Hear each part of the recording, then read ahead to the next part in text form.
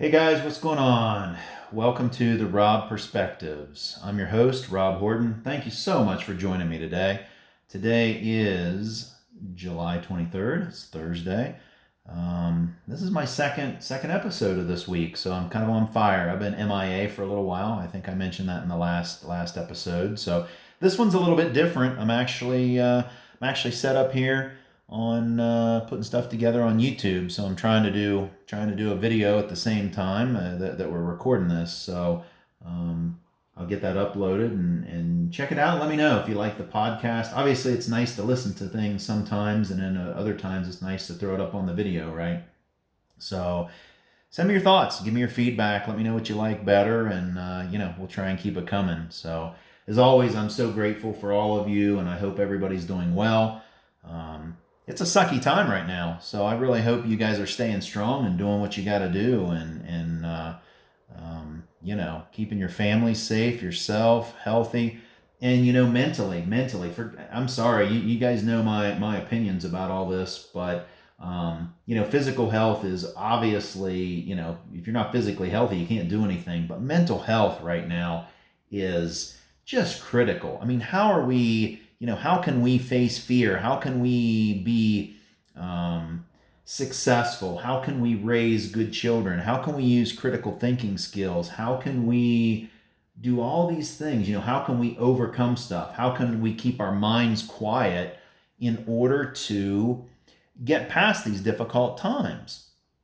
And that's where I think mental health is so critical. And so, guys, I really hope you're taking the time. I'm not saying you got to meditate. I try to every day.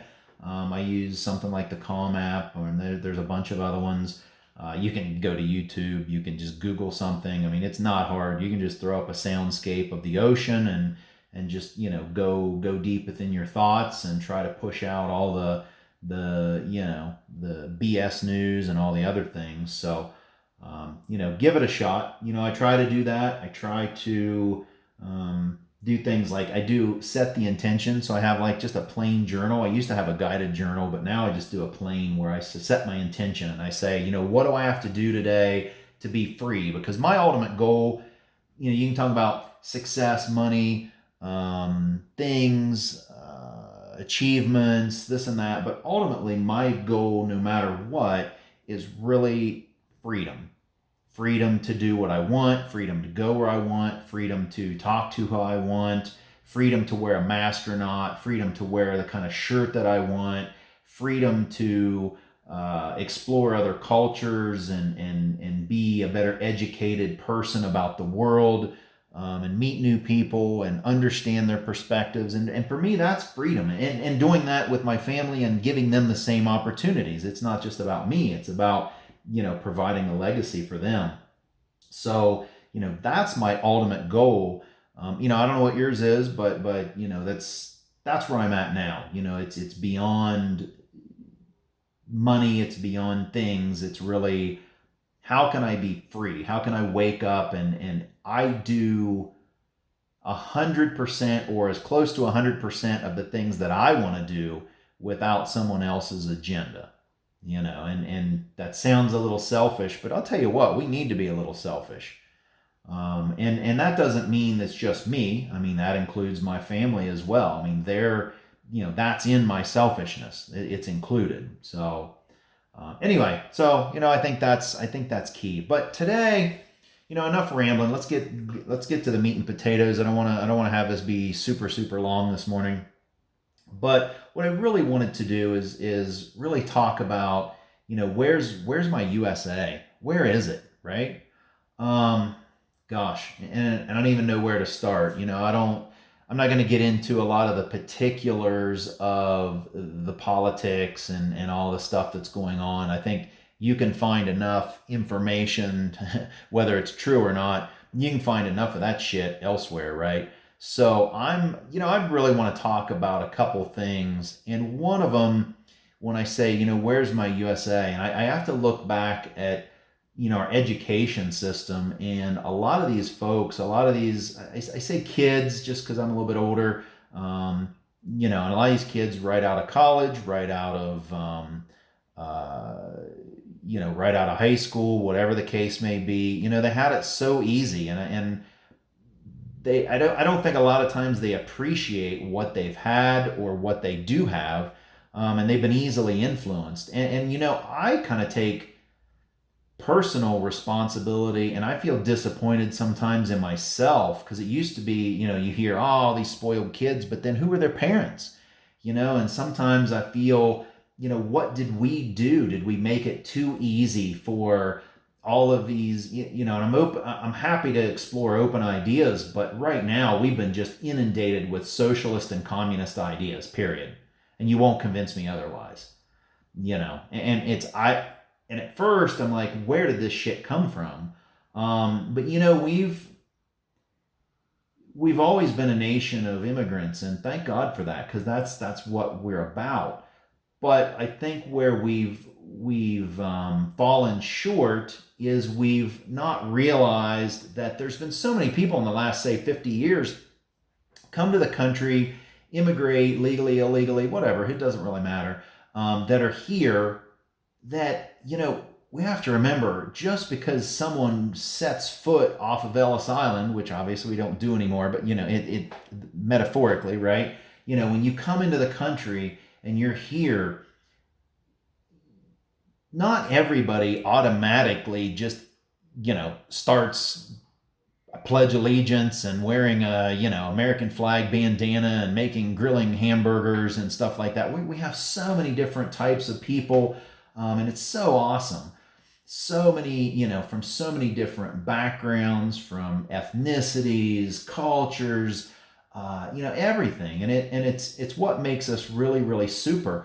But I think what we've kind of been blind to is that we instantly, or we can't believe that someone would come to this country for the freedom and then want to perpetuate things like communism and violence and socialism and things like that. And the more you think about it, remember, there's a couple things, is that it's been happening since the rise of communism after World War II.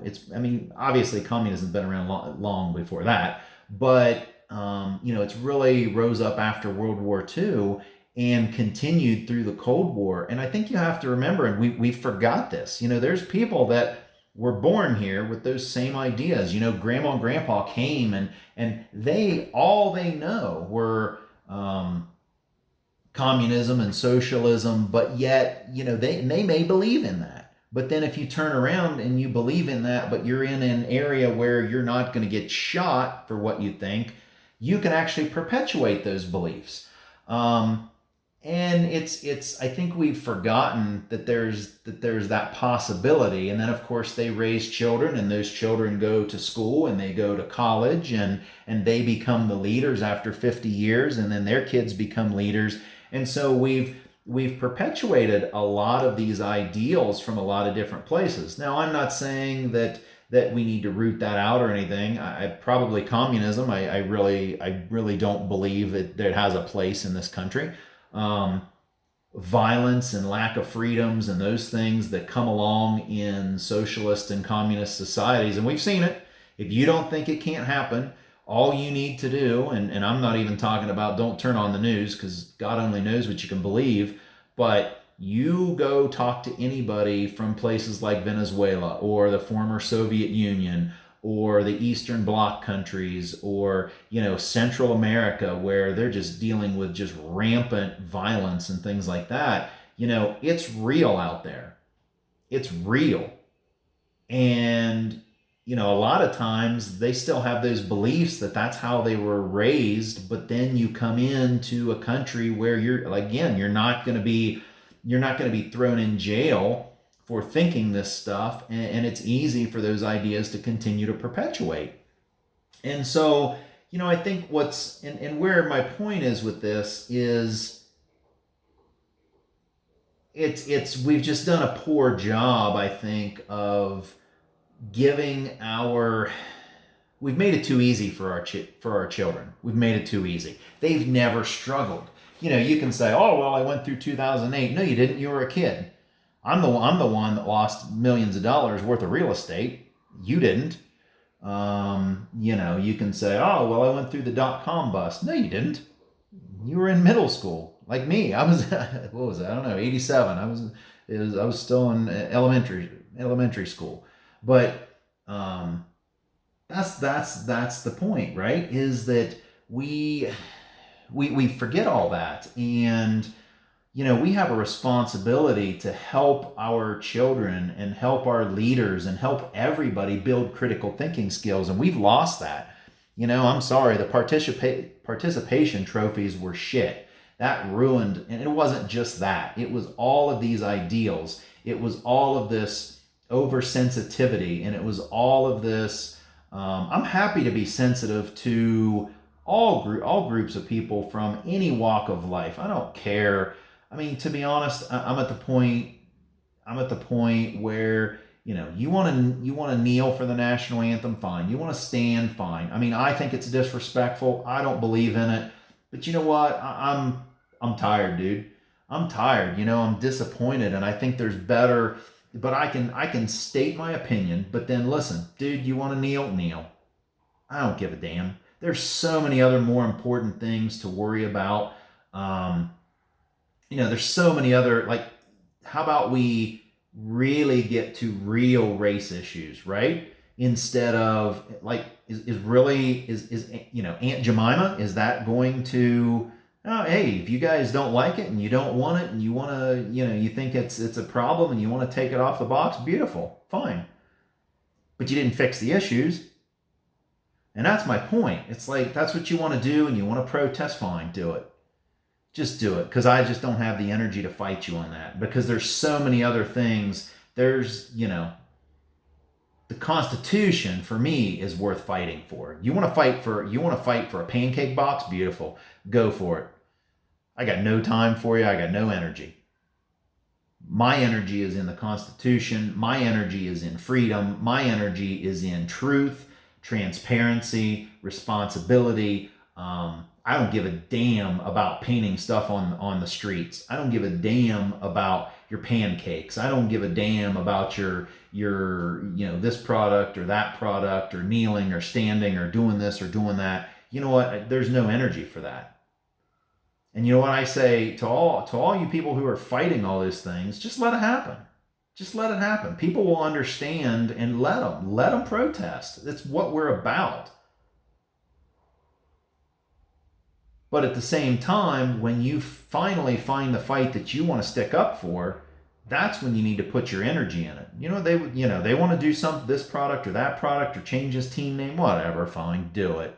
Do it. Do it. I don't agree with it, but do it. Do it. You want to ruin everything that we've built over 200 and some years, do it. And when you find that there's nothing left, then you only have yourself to blame. And the problem is, most people, the problem we're fighting this stuff is they don't even know what they believe in. They don't know what they stand up for. And that's the real problem. That's what concerns me. I don't know. I try to talk to my children, and I think they're starting to get a good handle, because I try to give them, and their mother too, we try to give them good critical thinking skills. We try to be open and honest. We try to give them the opportunity for their feedback and honest opinions, and try to, I ask them, hey, what do you think about this? And there's a lot of times we don't agree, but I've always tried to push honesty. They don't, and thank goodness they're pretty good about not hiding it for Dad. Right? They're not trying to hide their opinions because they know Dad doesn't agree. And so that I've done a great job at. And that's where a lot of us have fallen short. And I've even fallen short on that too. Don't get me wrong. I'm no master parenter. I'm just doing everything I can to raise good kids, because they're going to have to fight the good fight after I'm gone. So, but that's where I'm coming from, is we don't have anybody who really knows what they stand for. At least I don't think the younger generation, they don't have these struggles. They didn't have to struggle. And you can say COVID's their struggle now. No, because pretty much the whole planet. So it's an even playing field. So we've all done it. And I think that you have older generations who've done a really good job in some respects trying to maintain the peace, because they've been through a lot of shit before. So, they're able to kind of weather the storm better. However, my concern is a lot of you Gen Xers, you're weak, dude. You're weak. I had more faith in you, and I think what happened is you stopped speaking up. We stopped speaking up. You're like, well, I don't want to hear from Karen, so I'm just going to shut up. Or I don't want to hear from Gavin, so I'm just going to shut up. Or, I don't really want to fight with these guys, so I'm going to shut up. And you know what happens? The louder voices take over. And you know what, Gen Xers, I'm sorry, I'm picking on you. I'm picking on you hard today because you let this shit happen. I said, hey, where's all of our Vietnams and our World War IIs? Well, a lot of the folks from World War II aren't even with us anymore, right? I mean, that's a long time ago. So that was my grandparents. None of my grandparents are around anymore. And so I know how they would feel. And so I'm so disappointed in my generation, Gen X, because I don't think we're sticking up for the beliefs that we were taught from our grandparents and parents. And I'm not saying we have to believe the same thing, and it's okay to deviate, just like my kids, believe me, they deviate from me.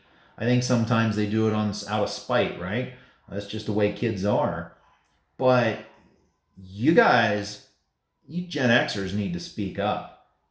You need to stop being afraid. You are the leaders. You're letting all of these old men and women be in politics and leadership positions for 30, 40 years.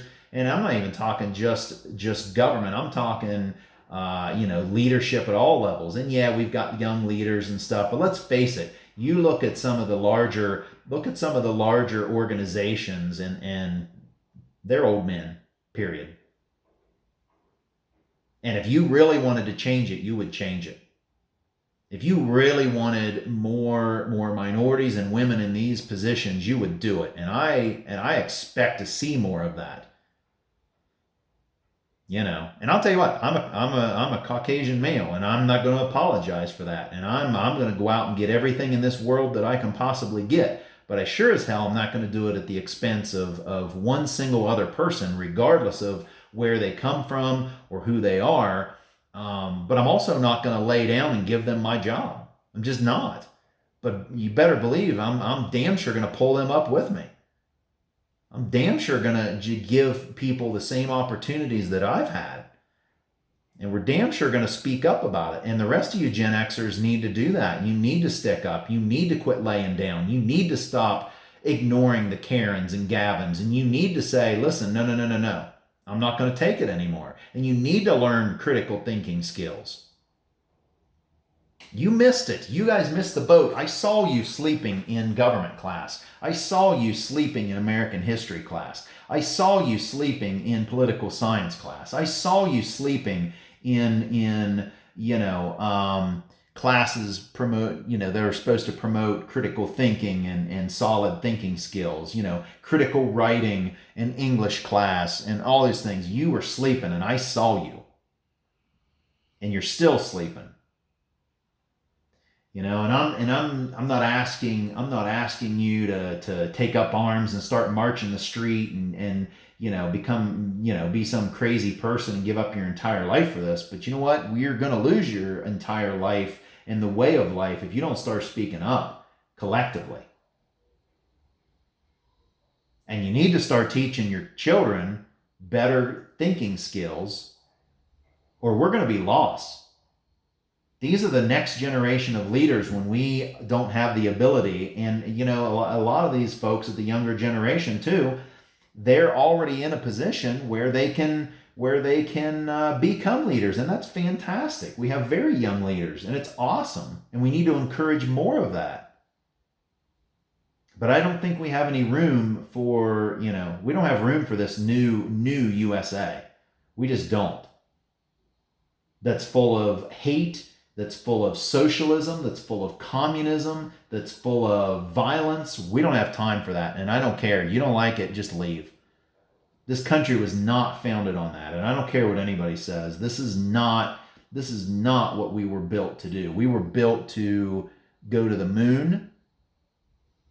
We were built to advance technology, build computers, help other countries, defend other countries, accept immigrants, accept everybody, give opportunities to people regardless of where they're from or their sexual orientation or what they believe in.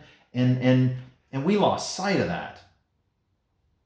And we've given too many people a pass for being weak. We've given a pass for not thinking. We've given people a pass for perpetuating hate and corruption and all this other shit that we don't need.